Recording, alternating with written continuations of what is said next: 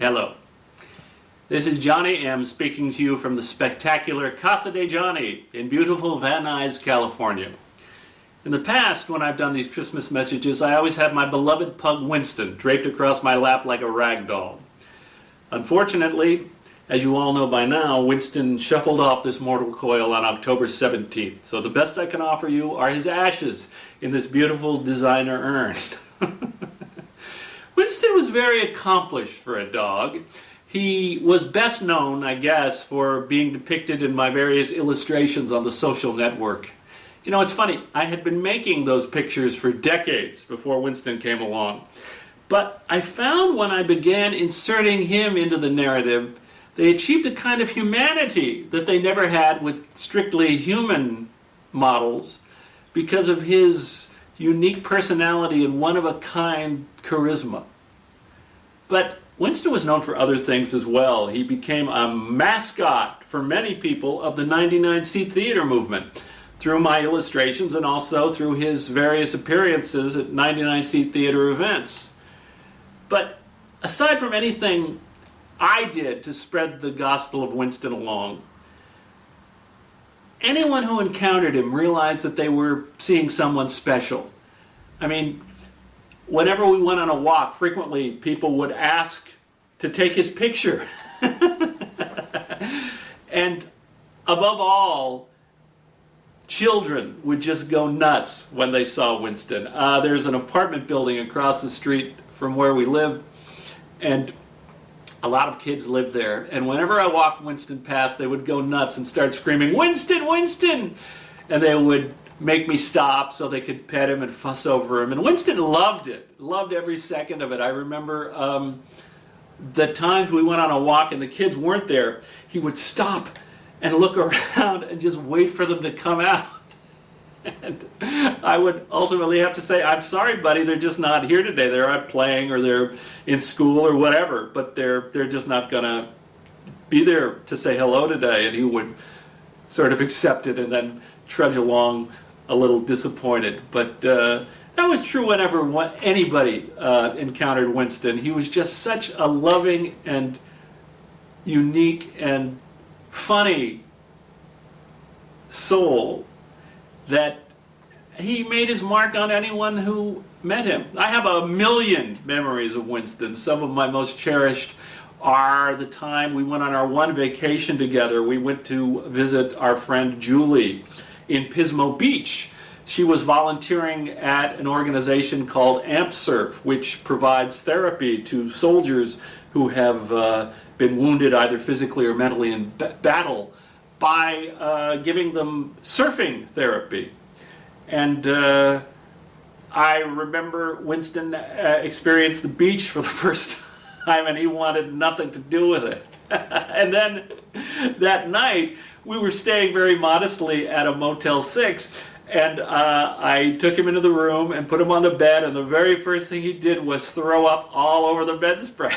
And since it was the Motel 6, I didn't really make a fuss about it. I didn't ask for a new bedspread. I just cleaned it up as best I could. And then later that night when we went to sleep, Winston, as dogs do, made a little snack of all the residual vomit that was left on the bedspread. And that was one of the few times that I ever really got pissed off at him. I just picked him up and said, "Leave it alone!" and held him to my side. Winston cowered. He knew that he had done something wrong, but ultimately he just mellowed out and he went to sleep. And then another time, my friend Amy, she put out the word that she was putting together a hike in this really cool sort of valley that had been set up as a settlement by refugees from Germany from World War I, and there was all this cool graffiti and remnants of where they had lived, and I thought, oh, that's really cool. And I asked Amy, would Winston enjoy this? And she said, oh, absolutely, bring him along. And I did, and as a result, I wound up carrying 25 pounds of pug fat who refused to walk a step that entire trip. But it was a good workout for me, both in the legs and the arms, because I was carrying Winston, who was not much of an athlete at all. And then there was a time I was learning my lines for what I was playing Richard III, which, if you don't know, is one of the longest parts ever written by Shakespeare. And I would sit on my couch and study my massive amounts of dialogue, and Winston would cuddle up next to me. And then when it came time for me to actually begin reciting them out loud, I would walk through the walls of the house and bellow the lines at Winston as though he was a character, and he would just lie on the ground shivering, staring up at me, wondering what he had done wrong. But he took it well, and ultimately he actually visited the set, and was a great joy to me throughout that whole wonderful experience. You know, Winston continues to be a presence in my house. He doesn't haunt it so much as imbue it with the same love and understanding and compassion that he brought to it when he was alive. And I miss him, but at the end, he was unable to walk. He could only eat from out of my hand. And I knew that it was time for him to go. In fact, on the day that he actually passed away, he was laying on my couch, and I knew that he was going to go that day. And I remember stroking him and telling him that it was okay to let go. And I'm really glad that I had that opportunity. Whether it meant anything to Winston, it meant a lot to me that I was able to say goodbye to him in that way and to watch him pass in a peaceful manner.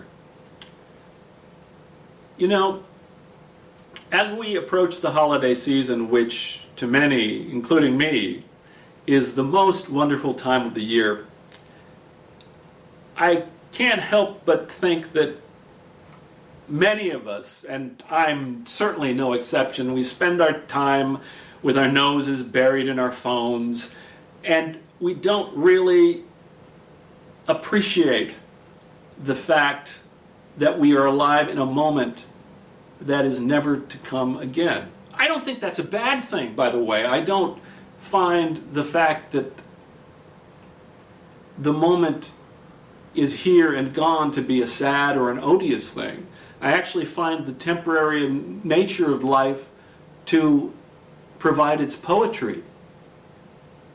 But as I'm here holding the remains of what was a beloved soul to me, it makes me realize that such moments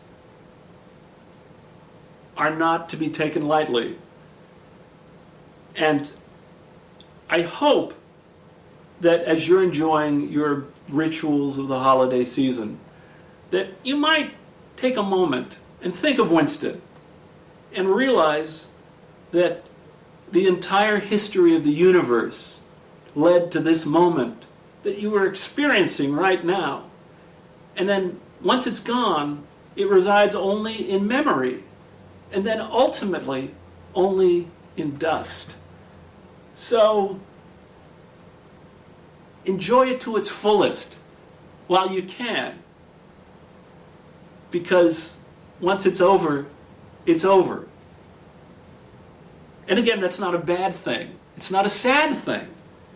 But it is the reality that God created for us.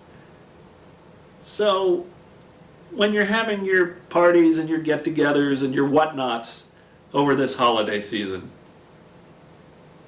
live them to the fullest that you can, because that's what they're intended to be.